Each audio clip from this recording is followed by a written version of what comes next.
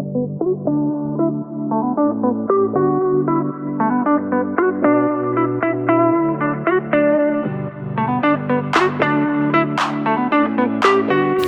guys, welcome back to Laurie's Stories.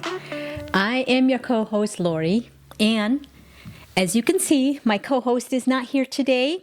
She is home with her husband and her little girl because it's a Saturday. So, are you guys ready for March? Oh my goodness, can you believe that we are here in the winter already? And it's almost the season for spring cleaning.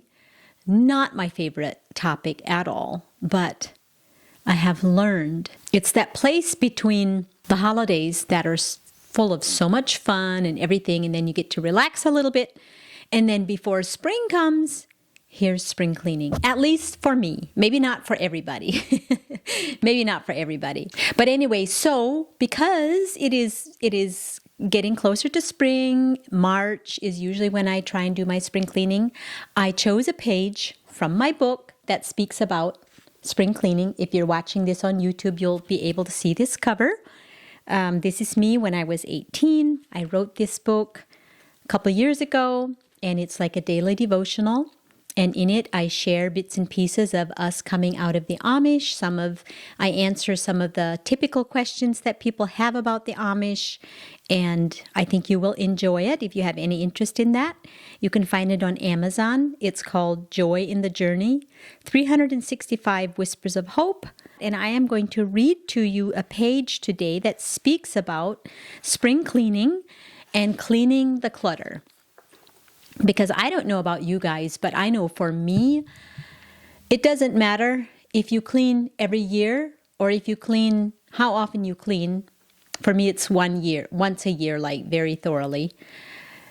It seems like clutter just has a way of accumulating. How does that happen? I don't know.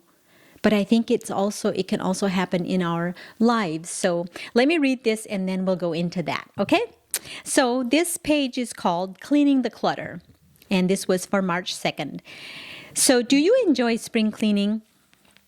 I kind of dread it every year, and it's possibly from the never-ending cleaning growing up on a farm. It seemed like it never ended. But my mother knew how to clean, and she taught us well, and I am very grateful for that. Once a year, when we hosted church services at our houses, everything that could be cleaned was cleaned, inside and outside. It was a huge task that took weeks to accomplish. Not only did we clean our own houses, but we also had a group of neighbors that we helped do the same, including any family of ours whose turn it was to host church. It was a wonderful feeling when everything was done and the guests started arriving on Sunday mornings. I still remember how that felt. It was such a good feeling. I always did enjoy our turn of hosting church at our house. To this day, I would rather host and cook than clean, even though I've scaled my spring cleaning way back. But yesterday, I genuinely enjoyed cleaning out my messy pantry and some cupboards. I adopted a friend's philosophy of storing everything possible in glass jars. It's easier to see what you have or need, plus it's a lot healthier in glass jars. As I sorted, tossed, cleaned, and organized, I thought about how we need to invite God to do the same to our hearts, clean out the clutter, and purify us. Psalms 51:10 speaks of this. Create in me a pure heart, O God, and renew a steadfast spirit within me. Psalm 62 verse 2 says, Test me, Lord, and try me. Examine my heart and mind. The prayer that goes with this page says, Yes, Lord, that is what we want. Clean us up even when it gets messy. As you clean us, we invite you to examine, purify, and cleanse us from all unrighteousness and clutter. We give you permission to sweep out the darkest parts of our hearts. Today, we invite you in. So that verse, create in me a pure heart, O God, and renew a steadfast spirit within me, is one of my favorite kind of like prayers on the run. I mean, we can pray that anytime, any place, and it's such a powerful verse. If we pray that and we actually mean it, we can trust that God will do that. And I think if we're honest, we all want that. I think we all want to be the best version of us that we can be. We want our soul and our spirit to be decluttered. I think we would all say that. Why then is it so hard sometimes to allow that? I think part of the reason might be is we want to wait to come to God until we are cleaned up. When the truth is, we need to come to God to get cleaned up. So often we have it backwards. So when we know that we have maybe hidden things or clutter or sin or whatever it is in our lives, it's so easy for us to think, well, I can't, I'm not worthy. I can't come to God with this, but that is not, that's so backwards. No, we need to come, and then He, by His power, by His grace, will help us get rid of those things that we long to be rid of. And, it can be a lot of different things. Clutter can look like a lot of different things. So I'm just going to be talking about a couple different things that I think that can be. I'll start with our minds and our thoughts. Do you ever have times where it is just hard to think clearly? Sometimes it can almost feel like confusion, or you can't sort out your thought, or maybe overwhelmed, or it just all feels like too much. Those are the times sometimes where you just literally, it's helpful to literally just make your mind stop. Make my mind stop and say, okay, what are these thoughts? Where are they coming from? Why am I thinking this? And what needs to go? What needs to go out of my mind? What is truth? What is lies? And just kind of take it by force, and maybe it would be helpful for you to write it out on paper. I don't know. Sometimes that's very helpful for people. For me, I usually can just do it when I slow my mind down and I ask myself the really hard questions. And often it can be something that you're ruminating on. You're thinking the same thing over and over and over. That is often a lie, because sad to say, we don't always spend that much time thinking and ruminating on the truth. I wish we would. Take, for instance, like if somebody says something negative about you, how many times do you replay that in your mind? But what about if somebody says something positive about you? Do you replay that in your mind as often? It's very important to, like Joyce Meyer says, we need to think about what we're thinking about. And that could be hard. I mean, not always. Sometimes, you just go about your merry way a whole day, and your mind is just clear and focused. And I love that. I wish it would always be like that. But then there's also plenty of days where I have to literally force my mind to stop, and I have to examine my thoughts, and I have to wonder or make myself answer, okay, where did that come from? Why am I feeling this? Literally take it apart and look at it. Where is this coming from? And the lies we believe can hinder us in so many ways. They can hinder us, and lies can come into our lives when we are very young. And if we continue to believe those lies, and we continue to believe, maybe often it can be the same lie. And I think one core lie that a lot of people believe from a young age is that they're not enough. And then we go through life and we might have something like that reinforced by maybe a mean teacher or an angry boss, or maybe even a father or a mother. It happens. I'm sorry, but it does happen. And after a while, this lie is not only something you believe, but it can become a stronghold in your life. A single thought is not a stronghold, but a thought that you think over and over and over, you imagine this, and it becomes stronger and stronger and stronger until finally it's a stronghold in your life. That's what I'm talking about, those types of things that then need to literally be torn down and replace with the truth. And that you can do that all by yourself, or sometimes you can find somebody that can help you figure out, okay, what is the truth? I don't even know what the truth is anymore. If I am not enough, if that's a lie that I'm not enough, then what is the truth? And it's always fun when you ask the truth and you listen for the truth. And for me, I can hear that for myself. I can hear that from God the Father himself telling me what is the truth, and then I can just exchange it just like that. But sometimes we need other people to tell us, especially if we've believed that lie for a very long time, to where it's a stronghold. We might need help to tear that thing down and then replace that lie with the truth.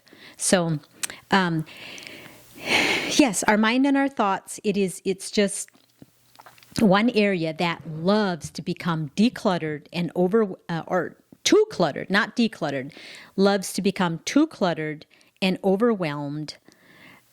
So I think it is really good to take inventory of our thoughts, of our minds, on a daily basis. But I know for myself, I often don't do it until I'm feeling overwhelmed, or like or like my mind is just so much all over the place that I can't do anything. And that is not a fun feeling. Some people might call it brain fog, but that's not even necessarily what I'm talking about either. It's just when there's hidden, undealt things way down here, and I'm trying to go on with life, probably trying to kind of ignore it or not deal with it. But then after a while, it's just like, okay, you have to deal with this now before you can go on with normal life. And I am so grateful that God designed us like that, because otherwise, would we ever deal with anything? Or would we just keep stuffing our pain? Would we keep stuffing our offenses, or keep stuffing our pain and all the things? We can do that, and we can make ourselves numb to feeling, but I don't think any of us wants to live like that. So how about we just clean up the clutter of our thoughts, of our mind, either on a daily basis or when we hit that wall where we have to, where we can't, for our own good and for the people around us, that we have a healthy mind and healthy thoughts. So the next area that I thought I would talk about a little bit is addictions. So what I believe that an addiction is when something controls us. So the Bible talks about how I think Paul writes this, that even the things that are permissible for us, and many things are permissible for us, but not all things are beneficial. And that will vary from one person to the next. My neighbor or my sister or brother might be able to do things that I can't do because it's not beneficial for me. So I think it's very important that we don't judge others on where we are in that scenario. But some of the permissible things that I want to talk about are things like social media. It's permissible. We can do that. But is too much beneficial? Or does that help turn our brain to mush and turn our brain to eventually, to where we have cloudy thoughts and things like that? What about something as simple as sugar? What about junk food or comfort eating? Like, do we eat for comfort? Do we eat when we're not hungry simply because we're stressed? Do we use it to numb? Do we use it so we don't have to face the pain that we may be feeling? Or I think numbing with these things instead of dealing what we're feeling is when it can become an addiction, because then it's so easy to do it again and to do it again and to do it again. And soon that thing has a way of controlling you instead of you being in control of it. And it might not be any of those for you. It might not be at all. I just know And two of my weaknesses is sugar, sugar and too much social media. And I even think that my social media it's a desire for fellowship. It's a longing to connect with people, and there is nothing wrong with that. But it can still become an addiction. It can still become a lazy way of connecting with people instead of going out there and making real life connections, invite people over to sit around my dinner table and connect with people face to face. So it's just, again, it's clutter. Sometimes it can become clutter. Even a good thing that can become clutter. And sometimes God puts his finger on something in our life and he says, okay, it's time to deal with this. But the beauty of giving something up is like, how can I say this that it sounds appealing to you?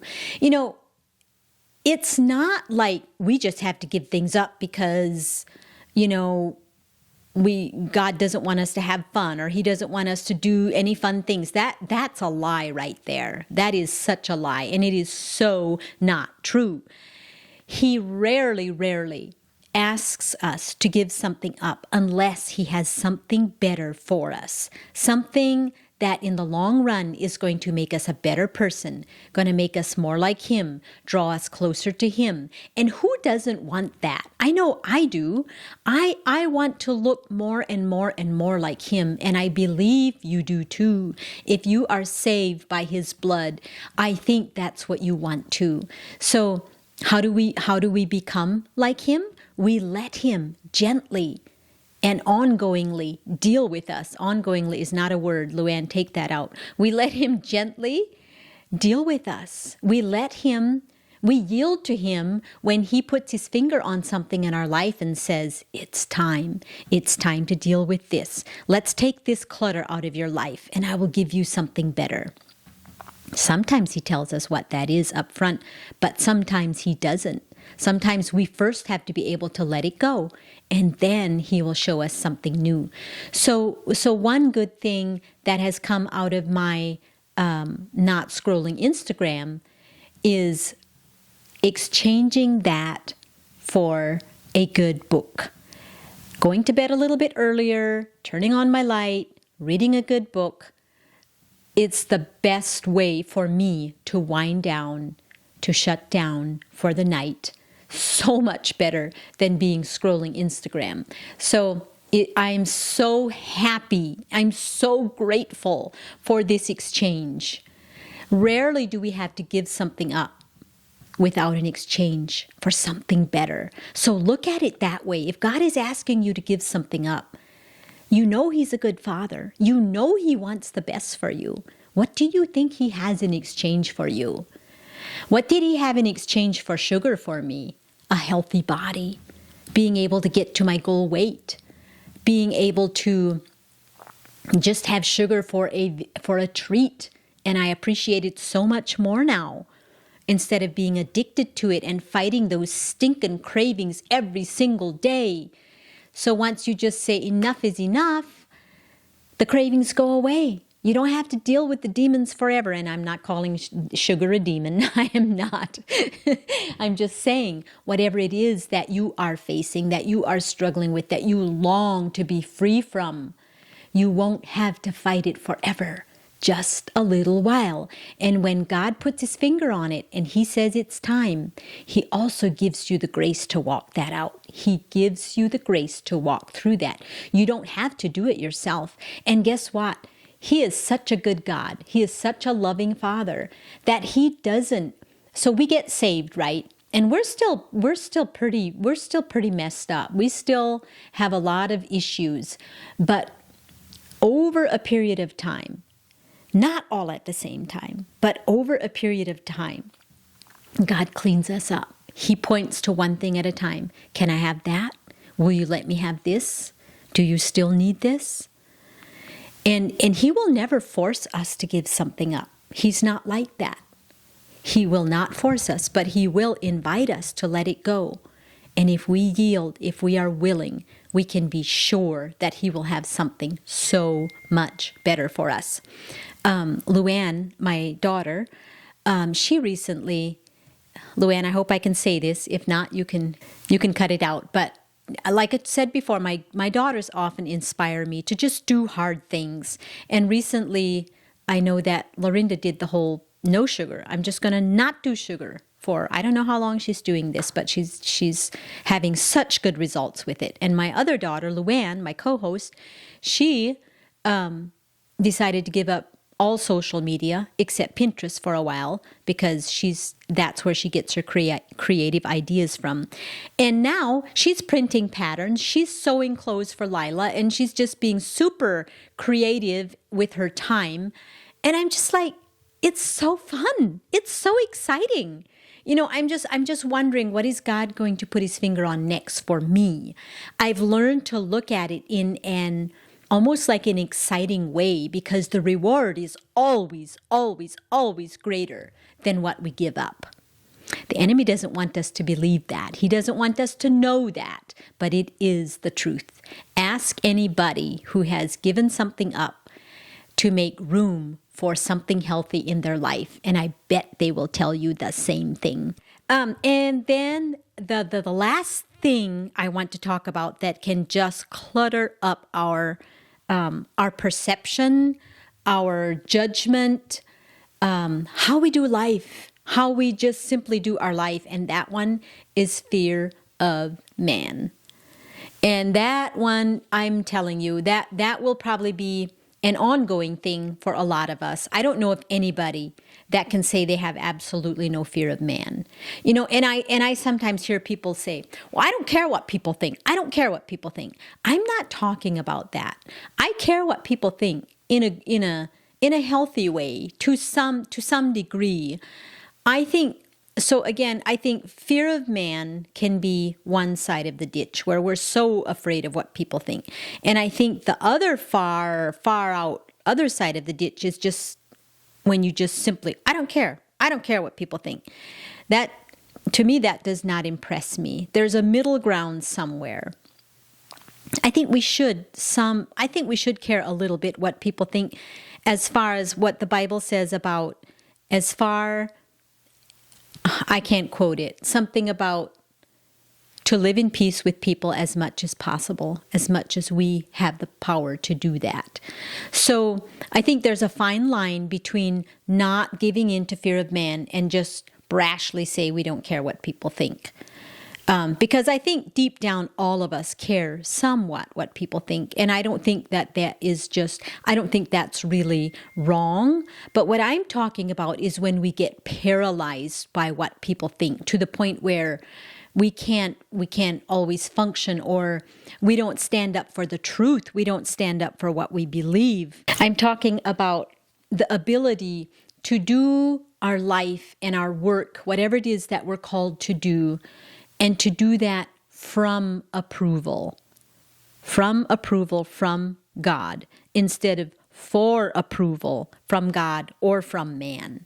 If we already know that we have what it takes, if we already know that we are accepted, that we are loved, that we are chosen, that we are seated in heavenly places with Christ, then that's what I'm talking about when I say to do things from approval, knowing that we have our Father's approval, and above all, nothing else. Nothing matters more than that.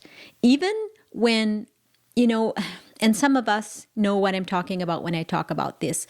I find it so ironic that the very people who taught me about God, the very people who I'm talking about the Amish church, and I got saved in the Amish church. I truly did. But the very people that helped me with that and taught me about God and baptized me are also the very people that ended up, kind of shunning us and disowning us and all of that. And there was a long time where I cowered under that fear of man. It was awful. It did not feel good. I'm a little bit of a people pleaser anyway, so to have to go directly against some of those people in my life was probably one of the hardest things that I ever had to do. And I'm so grateful for a strong husband, because I would have never been able to walk that out on my own, I don't think. But to get to that point where you know what you know, no matter what they say, no matter how you're treated, no matter if you're not included or whatever it looks like, to stay true to what you know, to stay true to what you believe, and not come under the fear of any man. Rest in that approval of who God says you are. You are enough. You have what it takes. It's good to have the approval of man. It's fun. It makes us feel good. But we don't need that to go out and do what God is calling us to do. So what is that for you? Do you know? Do you know what He is calling you to do? Would you do it if you wouldn't be afraid of what people think or what they're going to say? Maybe they're going to judge you. Maybe they're going to think all kinds of things. But does it really matter? I care about that. I care about what people say behind my back. But not to the point where it's going to stop me from doing what I feel like God has put in my heart. Nobody can share your story but you. However that looks like. Maybe you're not called to share your story, but what are you called to do? God has given something to you to do. Would you do it if it wouldn't be for fear of man? Can you clear that clutter out of your heart? Can you clear that clutter out of your mind? And how do you do that? By dwelling on who God says you are, not who any person or people group says that you are, but who God says you are. And if you don't know where to start reading to really enforce that, I would encourage you to read in Ephesians. Ephesians talks a lot, I believe it's Ephesians anyway, that talks a lot about who we are in God, and to just meditate in that day after day if you need to, until you know that you know who you are and where you stand, and that it truly doesn't matter what people think or what they say. But we will probably always care a little bit about that. Yeah, fear of man is a big one for a lot of people. And I don't know if we will ever 100% accomplish that one on this side of heaven. But I do know that we're called to keep working on it. And when God puts His finger on that, He asks us for something specific. Like I said before, He's a gentleman. He will never force us to do anything. But He will ask us, He will invite us, and He will, when the time is right, when the season is right for that particular thing that He wants to touch in your life, and you say yes to Him, it's a beautiful thing. It's a wonderful thing. And we can be so gracious and so grateful that He takes usually one thing at a time. Now, I know I've heard instances of where people, they get saved and immediately everything changes. All their addictions are broken. They're just never, ever the same again. And I think that's incredible. I think that's a miracle upon a miracle. And I wish that it was like that for everybody. I think what does happen is the power becomes available. It becomes available to us to walk in 100% freedom. But often we don't even know for sure all the hang-ups that we have, all the things that need to be dealt with, until it becomes revealed to us over a period of time, over our walk with Jesus, as we grow in Him, as we grow up in Him, as we mature in Him, and we become more like Him. And that just excites me, to become more like Him every day. What do you think about that? Do you want to join me on this journey? And as always, you can reach out to me on Facebook Messenger. I have a website that is called simplefaithcounseling.com, I believe. I think it's simply simplefaithcounseling.com. You can email me there, or you can reach out on my Facebook Messenger. Probably not going to give my phone number out here, but it is on my website. So if you ever have more questions, or you want to discuss these things that I speak about on these podcasts more, then feel free to reach out to me. I am just so grateful to have a little tiny platform to share some of the things that God is teaching me right along with you guys. But it's just so fun to share the journey with somebody, to share And it makes me accountable, because if I'm going to talk about these things, then I better practice it too, right? So, but it's a good journey. Anytime you come out of strongholds, addictions, clutter, hang-ups, and you exchange that for something better, it is a good journey, and it makes you a better, healthier, happier person. So I just pray favor and grace over you to take this episode, and just, if you're bold, just ask God, is there anything that you want me to that you're asking me to yield to you? Is there anything? And He will show you. Maybe you won't hear anything. Maybe you're good right now. Maybe you are good right now. And that might be, and that's amazing. You're probably way ahead of me. And if you're good right now, that is good. But listen for that still small voice. Listen if He wants to. And here's a question I've gotten quite a bit. Well, how do I know if it's His voice or if it's just mine? His voice is quiet. It's still. It's never pushy. It's never loud. It's never condemning. Conviction does not feel like condemnation. Conviction will fill you with hope that I want this, I can do this. So never confuse condemnation and conviction, because it is two very different things. All right, that is it. You can watch this on YouTube, or you can listen to it on Instagram, or I always say that wrong, or Spotify or Apple Podcast. And if you give a like, a share, and subscribe, that helps these get out there a little bit more and helps us pay for the platform that we use. So thank you so much. I appreciate you joining me. And hopefully next month I can have my co-host on here, and then we will go back and we will answer some more questions that we got from our viewers quite a while ago already. And I apologize for not getting to those yet, but we will, I promise. So keep the questions coming. Feel free to comment on YouTube. We love seeing the comments. It's very encouraging to know that you actually have listeners. All right? Because we all love to know that we're making a difference, right? All right. God bless. See you next time.